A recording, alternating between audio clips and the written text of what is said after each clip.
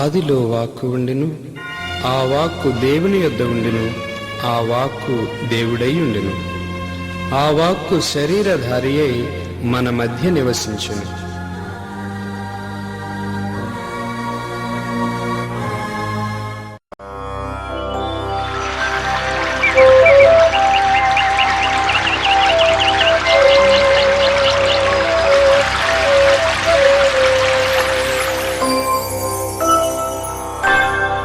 దైవ ఉనికిని చాటు నిబంధన మందసమా, దైవ వరములనిచ్చు దీవెన పాత్రమా, సకల వర ప్రసాదములనిచ్చు పరిశుద్ధాత్మమా,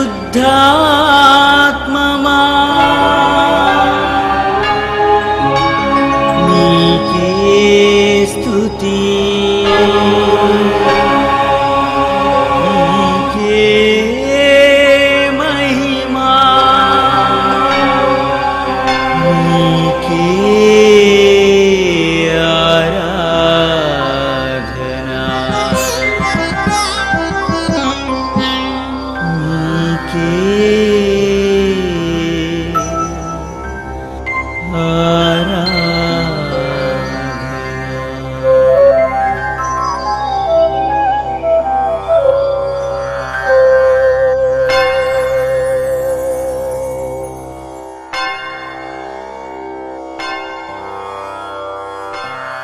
నిబంధన మందసమును ఈ ఆధ్యాత్మిక కార్యక్రమాన్ని వీక్షిస్తున్న మీ అందరికీ శుభాభివందనాలు.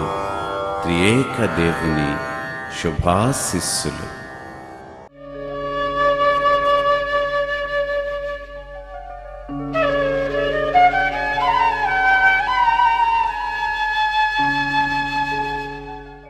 ప్రభుని యందు ప్రియులకు సహోదరి సహోదరులారా, పోయిన వారము ప్రభు తన యొక్క ప్రేమనంతటిని కూడా ఏ విధముగా వ్యక్తం చేసింది, తన ప్రేమను తిరస్కరించి తమ బ్రతుకులు తమకిష్టం వచ్చినట్లుగా బ్రతుకుతున్న యోధా ప్రజానీకాన్ని ఉద్దేశించి ఆయన పలికినటువంటి మాటలు మనం ఆలకించాం. ఈ దినాన మీరు చేస్తూ ఉన్నటువంటి మత కర్మలు, బలులు నాకు పనికి రావు అంటూ పలుకుతున్న ప్రభు యొక్క వాక్కును గురించి మనం ధ్యానము చేద్దాము. యెషయా గ్రంథము 1వ అధ్యాయము 19వ వచనము ఆలకిద్దాం. మీరు సమ్మతించి నా మాట వినిన ఎడల మీరు భూమి యొక్క మంచి పదార్థములను అనుభవింతురు.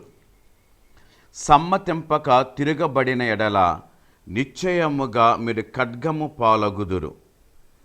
యెహోవా ఇలాగునే సెలవిచ్చి ఉన్నాడు. ప్రార్థించుకుందాం. కృపా సత్య సంపూర్ణులైన మా దేవ, మీకే స్తోత్రమయ. ఈ దినాన ఇజ్రాయేలు ప్రజలు ఆచరించుచున్నటువంటి మత కర్మల గురించి మేము ధ్యానము చేసే సమయమున ప్రభువ, మా హృదయమును పెదవులను శుద్ధి చేసి ఆలకించుచున్న ఈ బిడ్డలను నూరంతలుగా ఫలింప చేయమని మా నాథుడు మీ ప్రియ కుమారుడు అయిన యేసయ్య నామమున వేడుచున్నాను తండ్రి, ఆమేన్. ప్రియులారా, యోధా వినాశనం గురించి ప్రభు యెషయాకు ముందు అనేక మంది ద్వారా ఎరుక చేశాడు. ఆ సమయంలో కూడా వారు ఏదో కొద్ది కాలము మాత్రమే తమ యొక్క వక్రమమైన జీవితాలని సక్రమమైన జీవితాలుగా మార్చుకున్నారు, కానీ మరలా యథావిధిగా తమ యొక్క పాపపు జీవితానికి వాళ్ళు వెళ్ళిపోయారు. ఈ సందర్భాన్ని అనుసరించి ప్రభు పలుకుతున్నది ఏంటి అంటే, నేను ఎన్నిసార్లు మిమ్మల్ని దండించాలి, ఎన్నిసార్లు మిమ్మల్ని నేను గాయపరచాలి, మీరు తల నుండి కూడా కాలు వరకు కూడా అన్ని గాయాలతో ఉన్నారు అంటే నేను అనేక మారులు మీకు నా యొక్క సిద్ధాంతాలు ఎరుక చేశాను. మీరు పాటించనప్పుడల్లా నేను మిమ్మలను శిక్షిస్తూనే ఉన్నా. ఇంకా నేను మీ మీద ఎంత కోపపడాలి, ఎంతగా శిక్షించాలి అనేటటువంటి ఆ బాధతో కూడిన మాట ప్రభు పలుకుతున్నాడు. ఈ సందర్భమున ప్రభు వాడినటువంటి ఒక మాట మనం గమనిద్దాం. ముఖ్యంగా 9వ వచనంలో ఆయన అంటున్నాడు కదా, మీలో ఇంకా కొంతమందిని మిగిల్చాను, లేకపోతే మీరు పరిపూర్ణముగా సొదొమ గొమొర్రా పట్టణాల్లాగా నాశనమైపోతారు. ఎంత ఘోరమైన పోలిక చూడండి. ఈ ప్రపంచములో సొదొమ గొమొర్రా పట్టణాలకు ఉన్నటువంటి ఆ చెడ్డ పేరు దేవునికి వ్యతిరేకమైన క్రియల ద్వారా వారు చేయటం వలన ఆకాశము నుండి అగ్ని వారి యొక్క నగరములపై కురిసి వారిని వినాశనం చేసింది. అంటే అంత పాపపు స్థితిలో ఉన్న వారితో యోధా ప్రజలను ప్రభు పోలుస్తున్నాడు అంటే, లేక ప్రవక్త పోలుస్తున్నాడు అంటే వారి యొక్క స్థితి ఎంత ఘోరమైందో మనం ఆలోచించాలి. ఆ తరువాత 10వ వచనం నుంచి గనక మనం గమనించినట్లయితే ప్రియులారా, అక్కడ ఒక విషయాన్ని ప్రభు మనకి ఎరుక చేస్తున్నాడు ప్రవక్త ద్వారా. ఏంటి అంటే, మీరు చేస్తూ ఉన్న మత కర్మల వలన నేను సంతృప్తి చెందటము లేదు. ప్రియులారా, మత కర్మలు అనేటటువంటివి దేవుని యొక్క ఆజ్ఞను మనము మరింత ఎక్కువగా పాటించటానికి ఉపయోగపడేటటువంటివి. అలా ఉపయోగపడకుండా ఈ మత కర్మల ప్రకారం మనం చేసిస్తే, మతాచారాల ప్రకారం మనం పాటిస్తే వాటి వలన ఒరిగేది ఏదీ లేదు. అందుకే యేసు ప్రభు కూడా అంటున్నాడు కదా, మత్తయి వ్రాసిన సువార్త 15వ అధ్యాయము 1వ వచనము నుంచి, ఆ సందర్భంలో పరిసయ్యులు కొందరు యేసు వద్దకు వచ్చి, అయ్యా, నీ శిష్యులు చేతులు కడుక్కోకుండా మీరు భోంచేస్తున్నారు కదా, మనకి పూర్వుల నుండి ఒక ఆచారం వస్తుంది, మనము బయట నుంచి ఏది కొన్నా ఏది చేసినా ఖచ్చితంగా మనము శుద్ధి చేయాలి. ప్రియులారా, ఆ సమయంలో యేసు ప్రభు పలికిన మాట మనకి జ్ఞాపకం వస్తుంది. మతాచారాలని లేక పూర్వుల సాంప్రదాయం అని పలుకుతూ దేవుని యొక్క చట్టాన్ని మీరు ప్రక్కన పడేస్తున్నారు. ఇదే అనేకసార్లు మనకు జరుగుతూ ఉంటుంది అండి. మనము ఆచరించాలి కదా అనేసి మతాచారాలను మత కర్మలను మనం చేస్తున్నామే, కానీ అవి ఆచరించేటప్పుడు మనస్సు అనేది మనం మాత్రం పెట్టడం లేదు. ముఖ్యముగా దేవుని యొక్క కట్టడలను మనము పాటించటానికి ఈ మతాచారాలు లేక మత కర్మలు అనేవి మనకు ఉపయోగపడుతూ ఉంటాయి. ఉదాహరణకి, నేను దేవునికి కానుక వెయ్యాలి అనుకుంటా. ఈ కానుక అనేటటువంటిది దేని నిమిత్తము వేస్తాము? కృతజ్ఞతాపూర్వకమైన మనసు కలిగిన వారమే చేస్తూ ఉంటాము. ప్రభు నాకు ఇచ్చినటువంటి మేలుల నిమిత్తము, ప్రభు నాకు ఇచ్చినటువంటి దాని నుండి నేను దేవునికి తిరిగి ఇస్తూ ఉన్నా. ఇది కృతజ్ఞతతో కూడిన భావన. ఈ విధంగా కృతజ్ఞతతో కూడిన భావము కలిగిన వారమే మనం కానుక వేయటానికి బదులుగా ఏదో వెయ్యాలి కాబట్టి వేస్తున్నాము, లేదా మన గొప్పతనాన్ని చూపించాలి కదా అని చూపించటము అనే విధానం బట్టి మనం కనుక కానుకలు వేస్తే అవి తిరస్కరించబడతాయి. ఎందుకంటే అవి చేకూర్చవలసినటువంటి మేలు చేకూర్చటం లేదు. మొదటి అధ్యాయపు 11, 12, 13 వచనాలను గనక మనము చదివినట్లయితే ప్రభు అక్కడ చాలా స్పష్టంగా చెప్తున్నాడు, మీ బలుల వలన నేను సంతృప్తి చెందను. మీరు నాకు బలి సమర్పణ చేయడానికి వస్తున్నారు, మీరు క్రొవ్వినటువంటి ఎద్దుల యొక్కయు కోడెల యొక్కయు ఆ క్రొవ్వు తీసుకొచ్చి నాకు మీరు సమర్పణ చేస్తున్నారు, లేదా మీరు వేసేటటువంటి ధూపముని నేను స్వీకరించను, లేదు మీరు చేతులెత్తి ప్రార్థన చేస్తున్నారు, మీరు చేతులెత్తి ప్రార్థన చేసేటప్పుడు నేను మీ వంక చూడను, మీ ప్రార్థన ఆలకించను. ఎందుకంటే మీరు చేసేటటువంటి ఈ ప్రార్థన, ఈ బలి, లేకపోతే ఈ ధూపార్చన నాకు ప్రీతికరముగా లేదు. నాకెందుకు ప్రీతికరముగా లేదు? అసలు వాస్తవాన్ని గమనించినట్లయితే ప్రియులారా, లేవి కాండంలో బలుల సమర్పణ అన్నది ఆయన్నే ఖచ్చితంగా పాటించమని ఆనాటి ప్రజలకు ఆయన చెప్పాడు. మీరు బలి సమర్పణ చేయండి, పాపాలు చేసినప్పుడు పాప పరిహార బలి, ప్రాయచిత్త బలి, కృతజ్ఞతా బలి, ఈ విధంగా అనేకమైన బలులు దేవుడే లేవి కాండము ద్వారా ఆనాటి ప్రజలకు ఇచ్చాడు. ధూప దీప నైవేద్యాలు చేయమని కూడా ప్రభువే పలికాడు. ప్రజలు చేస్తున్నారండి, కానీ వాళ్ళు చేసేటప్పుడు వారి మనసు ఆ యొక్క క్రియలో లగ్నము కావటము లేదు. పాప ప్రాయచిత బలి చేయటానికి వెళ్ళినవాడు తాను చేసినటువంటి పాపాల గురించి ఆలోచన చేయాలి. ఆ పాపాల ద్వారా తాను ఎంతగా వినాశనం చెందుతున్నాడో దాన్ని జ్ఞాపకం చేసుకోవాలి. ఆ పాపాల ద్వారా ప్రభు ఎంతగా వ్యధ చెందుతున్నాడు అన్నది గుర్తు చేసుకోవాలి. ఆ తరువాత వెళ్ళి బలి సమర్పణ చేయాలి, పాప ప్రాయచితం పొందాలి. కానీ ఇవేమీ జరగకుండా ఏదో బలి చేస్తే సరిపోద్దలే, లేదా 3 సార్లు మునిగేసి 3 సార్లు తేలితే సరిపోద్దలే అనేటటువంటి ఆలోచన కలిగిన వారమై మనము మత కర్మలు చేస్తూ ఉంటే ఈ మత కర్మలు నాకు పనికి రావు, ఐ హేట్, నేను అసహించుకుంటాను ఇటువంటివి అంటున్నాడు ప్రభు. చాలా ఘోరమైన మాట అండి. ప్రియులారా, ఆలోచన చేద్దాం. అలవాటుల్లో అన్ని అలవాటుగా మారిపోతున్నాయి. ఏదో గుడికి వెళ్ళటం ఒక అలవాటు, గుడిలో ఏదో కూర్చోటం, ప్రార్థన చేసుకోవటం, ఇదన్నీ ఒక అలవాటుగా మారుతున్నాయండి. ఈ అలవాటు అనేటటువంటిది ప్రియులారా మనలో ఉన్నటువంటి మన హృదయ వేదనను ఎరుక చేయదు. ఏదో అలవాటు చొప్పున స్విచ్ చేస్తే లైట్ వెలుగుతున్నట్లు, అలవాటు చొప్పున సండే ప్రార్థనకి వెళ్ళటమో ఆరాధనకి వెళ్ళటమో ఏదో చేస్తున్నామే, కానీ ఈ విధానంలో నా మనస్సు, నా హృదయం, నా బ్రతుకు ఎంతవరకు అది పాల్గొంటుంది అన్నది మాత్రం ఆలోచించలేకపోతున్నాం. దాని ద్వారా నేను ఏం పొందుతున్నా? ఒక్కసారి మనల్ని మనం ప్రశ్నించుకుంటే, ప్రతి ఒక్క వ్యక్తి ఆదివారపు ఆరాధన అయిన తరువాత ఈ రోజున నేను దేవుని నుండి ఏమి పొందా, లేదు ఈ రోజున నేను నా యొక్క పాపాలకు శుద్ధి చేసుకోగలిగానా, ప్రాయచిత్తం చేయగలిగానా అనేటటువంటి ప్రశ్న కనుక వేసుకుంటే బహుశా మనకు వచ్చేటటువంటి సమాధానము మనకే తెలుసు. అందుకే మన ఆరాధన క్రమములో కానీ ఇది ఒక అలవాటు చొప్పున మారిపోతుంది అండి. ఈ అలవాటు చొప్పున ప్రార్థనలు వల్లివేస్తున్నాము, అలవాటు చొప్పున కీర్తనలు పాడుతున్నాము, అలవాటు చొప్పున కూడా ప్రభు భోజనము అంటే దివ్య సప్రసాదాన్ని లోకొంటున్నాము అని చెప్పటానికి నేను జంకటము లేదు. అందుకే ప్రియులారా, ఈ ఆరాధన క్రమము పాత నిబంధన గ్రంథం ముందు బలి సమర్పణ అన్నాడు, లేకపోతే ధూపార్చన జరిగినప్పుడు అక్కడ మనస్సు అనేది ముఖ్యము. దేవుని ఆరాధించటానికి వచ్చినప్పుడు ప్రియులారా ఖచ్చితంగా మనకు ఉండవలసినది మన హృదయము. ఆ హృదయము దేవుని సన్నిధిలో అంగలార్చటం నేర్చుకోవాలి. ఆ హృదయం దేవుని సన్నిధిలో విప్పటం నేర్చుకోవాలి. ఏ విధముగా ఒక కుండ నిండా నీరుంటే కుండను బోర్లిస్తే నీరంతా ఏ విధంగా ఒలుకుతుందో మనలను మనం దేవుని సన్నిధిలో పూర్తిగా ఖాళీ చేసుకొని దేవుని చేత నింపబడేటటువంటి స్థితి కలిగిన వారమై ఆరాధనలో పాల్గొనాలి. ఆ విధమైన ఆరాధనలో కనుక మనం పాల్గొనకపోతే మళ్ళీ చెప్తున్నాను ప్రియులారా, వేస్ట్, దండగండి.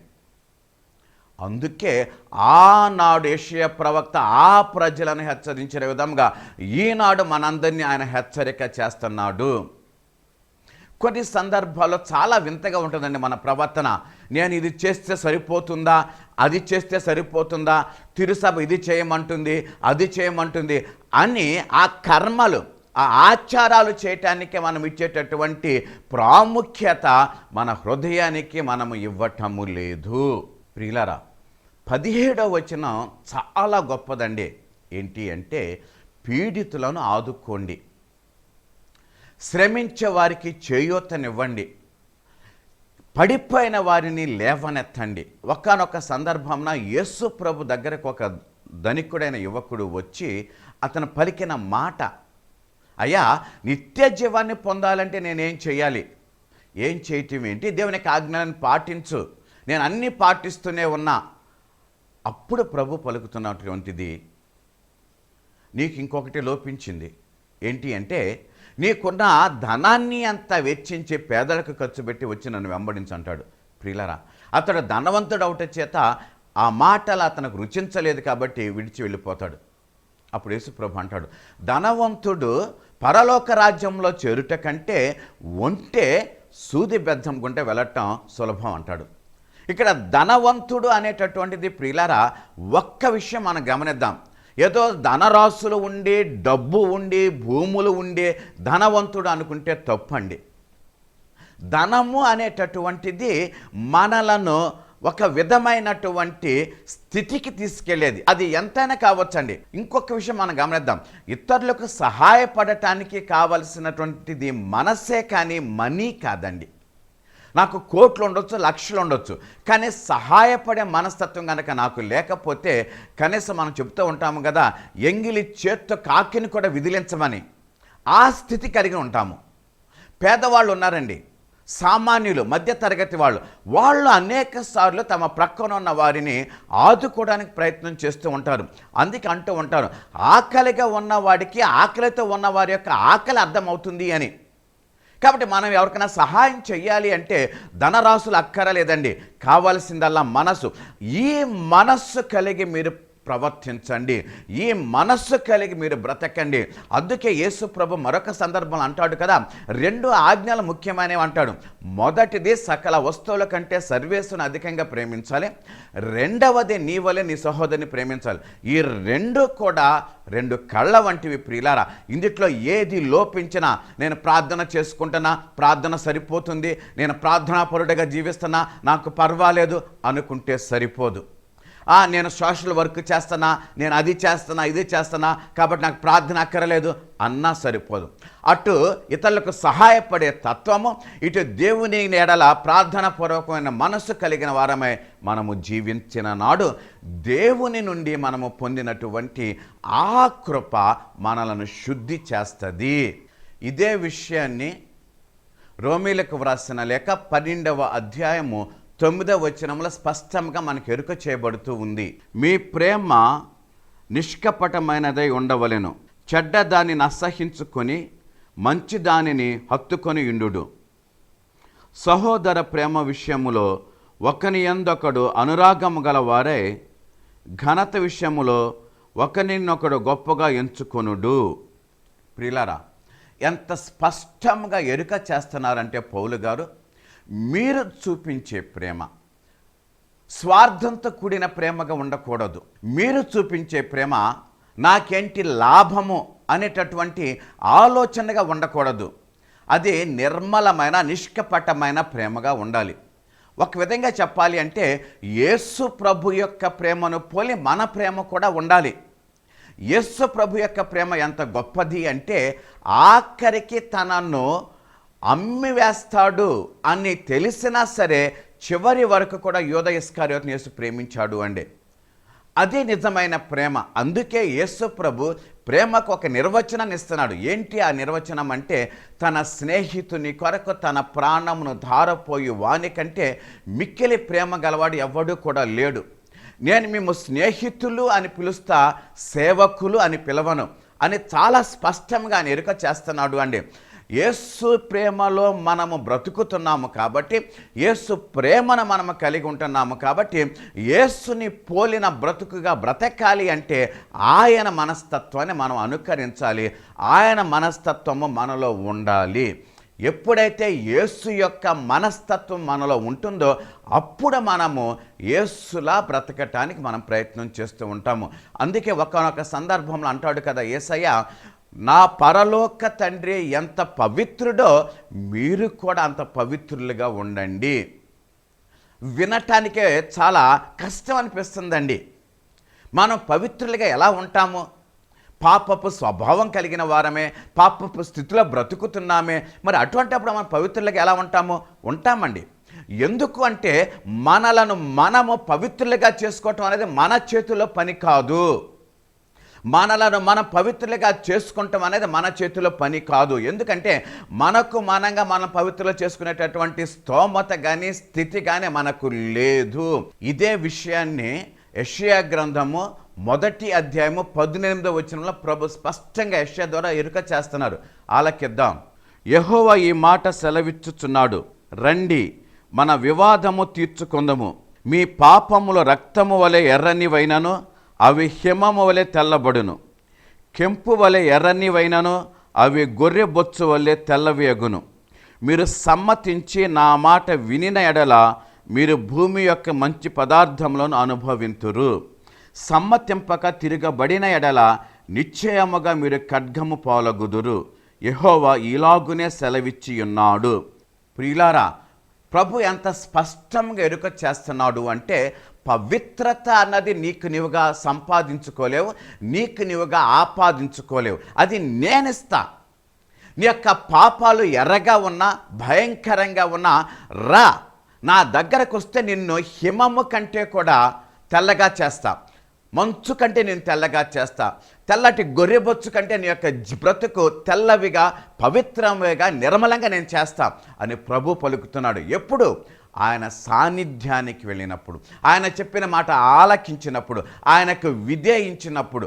ఆ విధేయిస్తేనే మనము ఆయనకు చెందిన వారము. ఇదే విషయాన్ని యేసు ప్రభు యోహాను సువార్త 15వ అధ్యాయము 10వ వచనం నుంచి మనకు ఎరుక చేస్తున్నారు. ఆలకిద్దాం.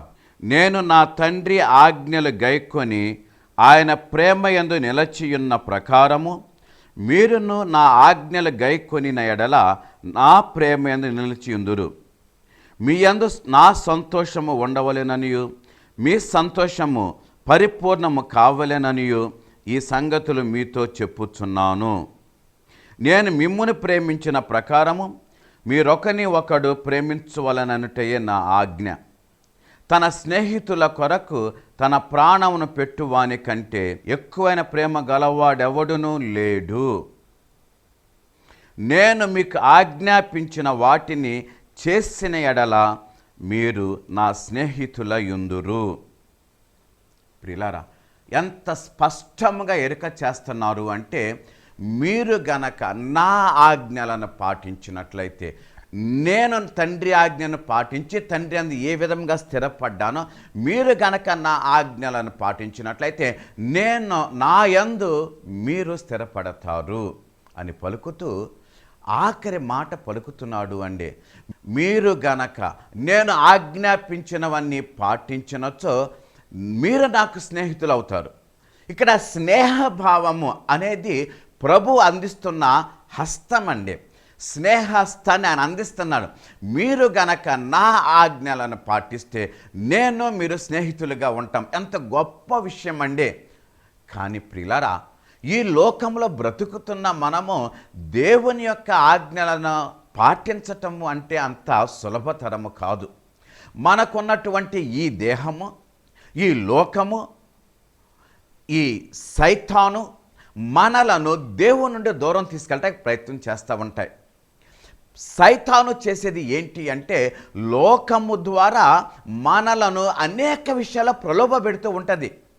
ఏ విధముగా అవ్వమ్మను ప్రలోభ పెట్టి తినవద్దన్న పండు తినేలా చేసిందో, అదే విధముగా బూటకపు మాటలతో, పనికి మాలిన సిద్ధాంతాలతో, స్వలాభము కోరేటటువంటి విషయాలతో, ఈ లోకాశలతో మనలను ప్రలోభ పెట్టి దేవుని నుండి దూరం అయ్యేలా చేస్తాయి. దేవుని నుండి మనలను ఏది దూరము చేసినా అది విగ్రహారాధనేనండి. మన శరీరం కనుక మనలను దేవుని నుండి దూరం చేస్తుంది అనుకో, ఇది ఒక విగ్రహం అండి. మనకి డబ్బు అది మనలను దేవుని నుండి దూరం చేస్తుంది అనుకో, అది ఒక విగ్రహమే. లేదు లోకాశలు, లేదు మరొకటి ఏదైనా సరే నన్ను నా దేవుని నుండి దూరంగా తీసుకువెళ్ళినా, నాకు నా దేవునికి మధ్య విరోధము కలిగించిన, దేవుని విస్మరించేలా చేసిన, అది ఏదన్నా కానివ్వండి, అది విగ్రహమే. అందుకే యేసు ప్రభు ఒకనొక సందర్భంలో అంటాడు కదా, నాకంటే తల్లిని కానీ, తండ్రిని కానీ, బంధువులు కానీ, భార్యని కానీ, ఇంకా ఎవరినైనా ఎక్కువగా ప్రేమిస్తే నాకు పనికి రాడు. ప్రియులారా, అక్కడ ప్రేమించవద్దు అని చెప్పటము లేదు అండి. కానీ the first is the first. అందుకే ఆజ్ఞలన్నింటిలో ప్రథమ ఆజ్ఞ ఏంటంటే, నీవు నీ దేవుణ్ణి మనస్స వాచ కర్మాన ఆరాధించుదువుగాక. ఇది ప్రథమమైన ఆజ్ఞ. తరువాత మిగతా ఆజ్ఞలండి. కాబట్టి మొట్టమొదటగా మనము దేనికి ఎంత గౌరవం ఇవ్వాలో, దేనికి ఎంత ప్రాముఖ్యత ఇవ్వాలో దానికి అంత ప్రాముఖ్యత ఇవ్వాలి. ఇదే విషయాన్ని యెషయా గ్రంథపు 1వ అధ్యాయపు 29, 30, 31 వచనములో ఆ ప్రవక్త చెప్తున్నది ఏంటి అంటే, మీరు సింధూరపు చెట్టుని ఎక్కువగా ప్రేమిస్తున్నారు. ఆ కలప, దాని నుండి తయారు చేయబడిన వస్తువులు, ఇంకా తదితరమైనవి. బహుశా అది లాభదాయకమైనటువంటి వృక్షముగానో, లేక మీకు సిరి సంపదలు తీసుకొచ్చేటటువంటి వృక్షముగానే అది ఉండవచ్చు. కాబట్టి మీరు దానిని ఎక్కువగా ప్రేమిస్తున్నారు. మీరు దానిని ఎక్కువగా ప్రేమించటం వల్ల మీరు ఏ విధంగా తయారవుతున్నారంటే, తర్వాత వచ్చిన ఆయన చెప్తున్నాడు కదా, మీరు వాడిపోయినటువంటి వృక్షంలా తయారవుతారు. నీరు దొరకనటువంటి ఎడారిలో మీరు ఉండిపోతారు. మీరు బలాఢ్యులు అనుకుంటున్నారా? బలహీనులుగా మీరు మారిపోతారు. అంటే ప్రియులారా, మనలను దేవుని నుండి ఏది దూరం చేసినా అది మనము విసర్జించాలి, ప్రక్కన పెట్టాలి. ఒక్కటి జ్ఞాపకం ఉంచుకుందామండి, ఈ సృష్టి అంతటినీ దేవుడు మన కోసం చేశాడు. సృష్టిలో ఉన్న ప్రతిదీ కూడా మన ఉపయోగార్థమే.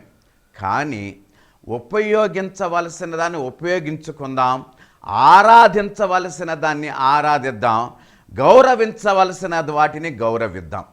అలా కాకుండా వస్తువులకు ఆరాధననిస్తూ దేవునిని ప్రక్కన పడేస్తూ మానవులను అవహేళన చేస్తూ బానిసల మనస్తత్వం కలిగిన వ్యక్తులుగా మనము యజమానులుగా ఉంటూ ముందుకు సాగితే అయ్యో అనర్థము. ప్రియులారా, ఈ సమయంలో ప్రభు నాయకుల గురించి కూడా ఒక హెచ్చరిక చేస్తా ఉన్నాడు. 23వ వచనములో నాయకుల గురించి ఆయన హెచ్చరిక చేస్తున్నాడు. నాయకుడు అనేవాడు నడిపించేవాడు అండి. ఆ నడిపించేవాడు తనకు అధికారము కట్టబెట్టబడినది దేవుని నుండి అని గ్రహించాలి.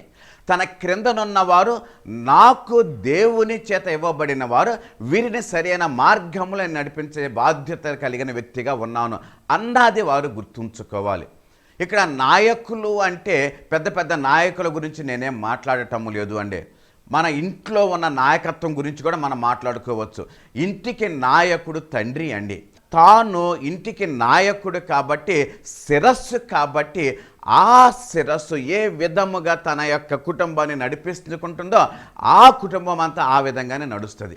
అలా కాకుండా ఆ నాయకుడు తనకిష్టం వచ్చినట్లు దేవుని యొక్క స్థితి తన కుటుంబంలో లేకుండా నడిపిస్తూ ఉంటే కుటుంబాన్ని, ఆ కుటుంబము దేవునికి దూరమైన కుటుంబముగా ఎంచబడుతుంది. కాబట్టి ప్రియులారా, ఈ మొదటి అధ్యాయమందు యెషయా ప్రవక్త ద్వారా దేవుడు చేసిన హెచ్చరికలను మనం జ్ఞాపకం చేసుకుందాం. మనము ఆచరించే మత కర్మలు హృదయాన్ని హత్తుకొని హృదయ ఆలోచనలు వ్యక్తం చేయాలి. దేవుని యొక్క ఆజ్ఞలను పాటించటానికి మెరుగైనవిగా సహాయపడాలి. మనల్ని ఏదైనా సరే దేవునిని దూరం చేస్తే అది విగ్రహముతో సమానం. వాటి మనం ప్రక్కన పడేయాలి. దేవుడి యొక్క నాయకత్వము మనకి ఇవ్వబడింది కాబట్టి, అతడు తండ్రి కావచ్చు, నాయకుడు కావచ్చు, మరొకటి కావచ్చు, తనకి ఇవ్వబడిన నాయకత్వము దేవుడి నుంచి వచ్చింది కాబట్టి నేను దాని ప్రకారము నాకు లోబడిన వారిని దైవ మార్గంలో నడిపించ బాధ్యుడనై ఉన్నానన్న విషయం మనం గ్రహించాలి. అలా గ్రహించినప్పుడు దేవుని యొక్క కృప మనలను వెన్నంటి ఉంటుంది.